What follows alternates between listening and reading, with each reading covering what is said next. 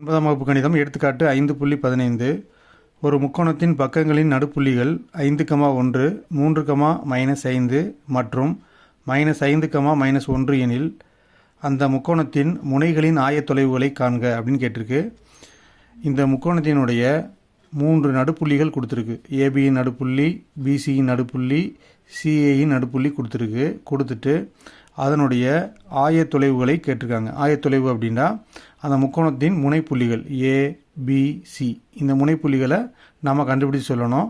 அப்போ ஏயினுடைய முனைப்புள்ளி x1 y1 வச்சுக்கலாம், பியின் முனைப்புள்ளி x2 y2ன்னு வச்சுக்கலாம், சி வந்து x3 y3 அப்படின்னு வச்சுக்கலாம்.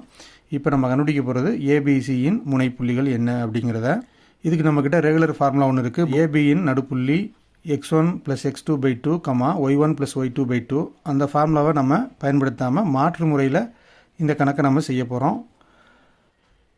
இப்போ ஏ புள்ளி கண்டுபிடிக்க போகிறோம். அப்போ ஏங்கிற புள்ளி இங்கே இருக்குது. அப்போ ஏங்கிற புள்ளியை டச் ஆகிற பக்கம் எது? 1 2. ஏங்கிற புள்ளிக்கு எதிராக உள்ள பக்கம் இந்த பக்கம். அப்போ அட்ஜசன்ட் சைடு இது ரெண்டும், இது ஆப்போசிட் சைடு.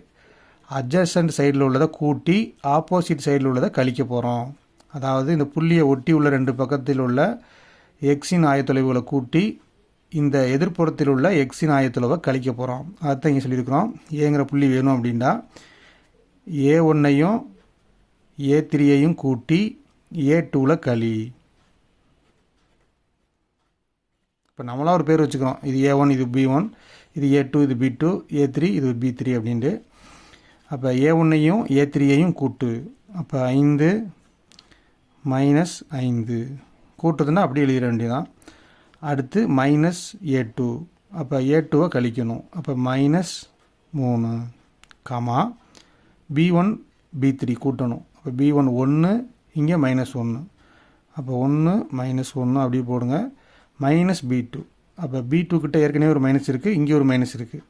அதை ரெண்டையுமே நம்ம போடணும். -5 அல்லது சுருக்கமாக -× +ன்னு போடலாம். இப்போ அடுத்த ஸ்டெப்பில் இந்த 5ஐயும் கழிச்சிடலாம். +5 -5, 5ஐயும் கழிச்சிட்டா 0, -3 அப்படி இருக்கட்டும். இங்கே +1, இது -1, +1 -1 கழிச்சிட்டா 0. இந்த மைனஸையும் பிரிக்கிடலாம். -× +5. இப்போ 0லேருந்து -3 கழிச்சா -3 தான். 0வோட 5 கூட்டினா 5 தான்.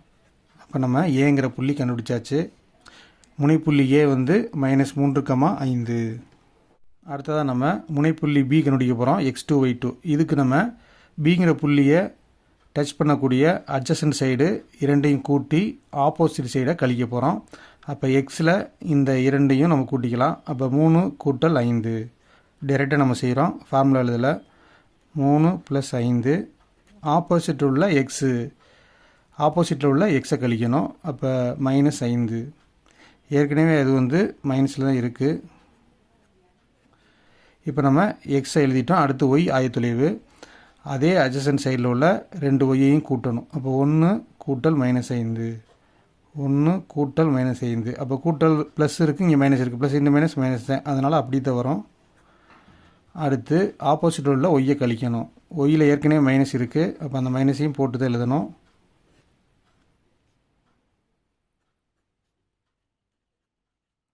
இப்போ இது ரெண்டையும் கூட்டினா 8, -× +5, இந்த ரெண்டையும் நம்ம கழிச்சிடலாம். அப்போ 5ல் 1 கழிச்சா -4, -× +1. அப்போ 8 5 கூட்டினா 13, குறிகள் மாறி இருக்குது. அப்போ கழிக்கணும். 4ல் 1 கழிச்சா 3, பெரிய எண் மைனஸ். அப்போ -3. அப்போ பியின் ஆயத்தொலைவு என்னென்னு பார்த்தீங்கன்னா 13, -3. இப்போ முனைப்புள்ளி சி கண்டுபிடிக்க போகிறோம். சியோட அட்ஜசன்ட் சைடாக இருக்கிறது இந்த ரெண்டும், இதுக்கு ஆப்போசிட்டாக இருக்கிறது இது. அப்போ இதில் உள்ள எக்ஸை கூட்டி இந்த எக்ஸை கழிக்க போகிறோம். அப்போ இந்த ரெண்டுலேயும் உள்ள எக்ஸை பாருங்கள். 3 + -5, 3 + -5. அப்போ +× தான், அதனால் டைரெக்டாக -5 எழுதினா போதும். ஆப்போசிட் உள்ள எக்ஸை பாருங்கள். எக்ஸ் ஒய் மாற்றிடக்கூடாது. இது எக்ஸு, இது ஒய். அப்போ 5. அப்போ நம்ம 5ஐ கழிக்கணும். -5, அடுத்து ஒய்யை பார்க்க போகிறோம். இதுக்கு அட்ஜசன்ட் சைடு இது ரெண்டும், இது ரெண்டுலேயும் உள்ள ஒய். அப்போ -5 + -1, -5 ப்ளஸ் -1. அடுத்து இதை கழிக்கிறோம், 1 கழிக்கணும். கழிக்கிறதுக்கு நம்ம தான் ஒரு மைனஸ் போடணும். -1.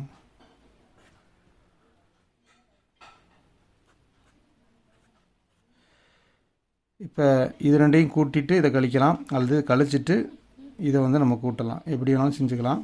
இப்போ குறிகள் மாறி இருக்குது, இது ரெண்டையும் கழிக்கிறோம். அப்போ 5ல் 3 கழிச்சா -2. இங்கே வந்து 3லேயுமே குறி சமமாக இருக்குது. அப்போ 3ஐயும் கூட்டினா -7.